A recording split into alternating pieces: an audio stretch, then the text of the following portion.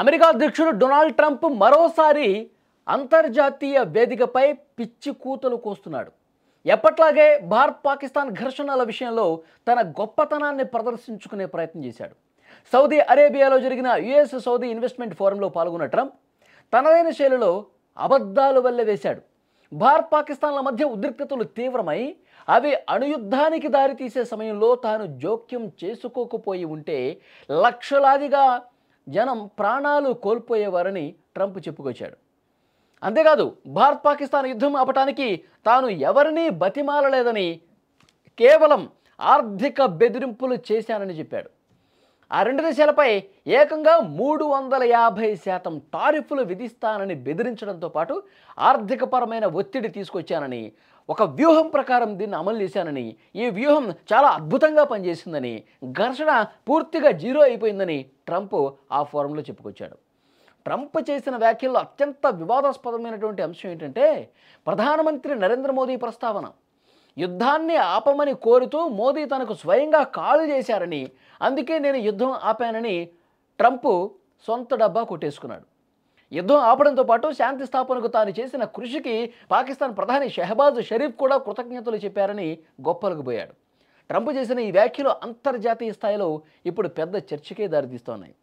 అంటే డొనాల్డ్ ట్రంప్కి ఎన్నిసార్లు చెప్పినా నువ్వు యుద్ధం ఆపలేదు మొర్రో అని చెప్పి మొత్తుకుంటున్నా ఇంకా పాడిన పాటే పాడుతూ ఉన్నాడు. ఎందుకు ఈ విధంగా చేస్తున్నాడు కూడా ఎవరికి అర్థం కానిటువంటి పరిస్థితి. ముఖ్యంగా డొనాల్డ్ ట్రంప్ గతంలో ఈ విధంగా చెప్పినప్పుడే మనం చాలా స్ట్రైట్గా, క్లియర్గా, స్వీట్గా వార్నింగ్ కూడా ఇచ్చాం. మోదీ ఫోన్ కూడా చేశారు.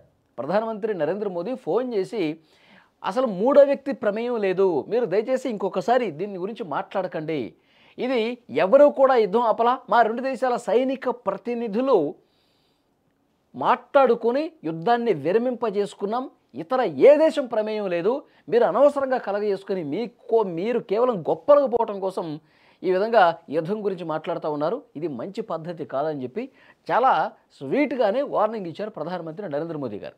కానీ డొనాల్డ్ ట్రంప్ వ్యవహార శైలిలో మార్పు లేదు.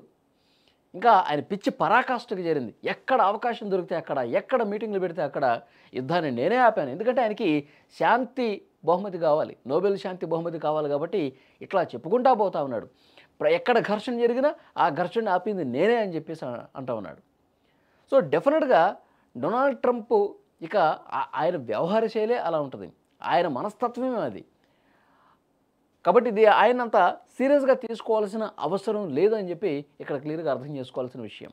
అసలు ఆపరేషన్ సింధూర్ సమయంలో ఒక్క ఉదుటున మన బలగాలన్నీ కూడా ఆపరేషన్ సింధూర్లో అక్కడ ఉన్నటువంటి ఉగ్రవాద శిబిరాలన్నీ కూడా నేలమట్టం చేసి పూర్తిగా అక్కడ సైనిక స్థావరాలను పూర్తిగా తునాతునకులు చేస్తున్నటువంటి సమయంలో మనతో ఇక యుద్ధానికి ముందుకు పోలేక, ఆ శక్తి సరిపోక ఆపండి ఇక యుద్ధం అని చెప్పి పాకిస్తాన్లో ఉన్నటువంటి ఆ సైనిక ప్రజలు మనకి హాట్ లైన్లో మాట్లాడి ఫోన్ చేసి వాళ్ళు అక్కడ తెల్ల జెండా ఎగురవేసి మాకు శాంతి కావాలి, మేము ఇక పోరాడలేమని చెప్పి మన కాళ్ళ బేరానికి వస్తే, మన కాళ్ళు పట్టుకునేటువంటి పరిస్థితి వస్తే అప్పుడు మన సైనిక ప్రతినిధులు ఓకే అని చెప్పి కాల్పుల విరమణ ఒప్పందం చేసుకున్నాం.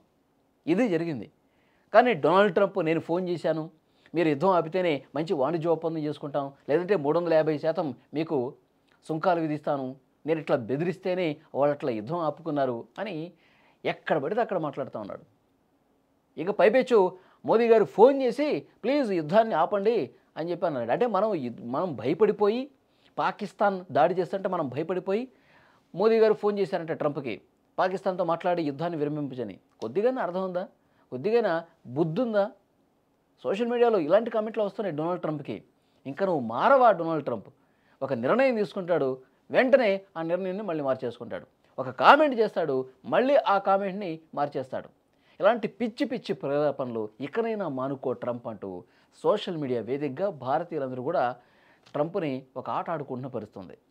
భారత్ పాకిస్తాన్ మధ్య కాల్పుల విరమణపై ఒక అవగాహనకు రావటంలో మూడో పక్షం జోక్యం ఏమాత్రం లేదని న్యూఢిల్లీ స్పష్టం చేసింది. పెహల్గాం ఉగ్రదాడికి ప్రతీకారంగా భారత్ మే 7వ తేదీన ఆపరేషన్ సింధూర్ను ప్రారంభించిన విషయం అందరికీ తెలుసు. ఆ ఉద్రిక్తల తర్వాత ఎలాంటి పరిస్థితులు ఉన్నాయో తెలుసు. కానీ ఇప్పుడు ఆయన పదే పదే ఈ విధంగా మాట్లాడుతున్నటువంటి నేపథ్యంలో నెక్స్ట్ మనం ఇంకా ఎంత గట్టిగా సమాధానం చెప్పాలి? ఎందుకంటే ఈ సుంకాలు విధించుకుంటూ పోతున్నాడు. మొన్న 50% సుంకాలు విధించాడు. తర్వాత కొద్దిగా మెత్తబడ్డ పరిస్థితి ఉంది. రష్యా నుంచి చమురు మీరు కొనుగోలు చేస్తున్నారు, రష్యా యుక్రెయిన్ యుద్ధం జరగడానికి మీరే కారణం, ఇవన్నీ చెప్పాడు. సరే మనం కొద్దిగా వెనక్కి తగ్గేసరికి డొనాల్డ్ ట్రంప్ మెత్తబడ్డాడు. సో ఏది ఏమైనప్పటికీ డొనాల్డ్ ట్రంప్ స్క్రూ లూజ్ అయిందంటారు కదా, ఆ మోడల్లో వ్యవహరిస్తూ ఉంటాడని చెప్పి ప్రతి ఒక్కరికి అర్థమైంది. కాబట్టి మనం పదే పదే ట్రంప్కి చెప్పాల్సిన పనుల పదే పదే మనం అట్లా చేయలేదని చెప్పి చెప్పుకోవాల్సినటువంటి అవసరం కూడా లేదు. ట్రంప్ గురించి అందరికీ తెలుసు కాబట్టి ట్రంప్ అంతే, ట్రంప్ మైండ్ సెట్ అంతే. ఆయన ఇక లైట్ తీసుకోవాలి, ఒక జోకర్గా చూడాల్సినటువంటి పరిస్థితి ఉంది. ఇదే మాట్లాడుకుంటున్నారు. చూద్దాం ఇంకా ఎన్నిసార్లు చెప్పినా దీని మీద రియాక్ట్ అవ్వాల్సినటువంటి అవసరం కూడా లేదు.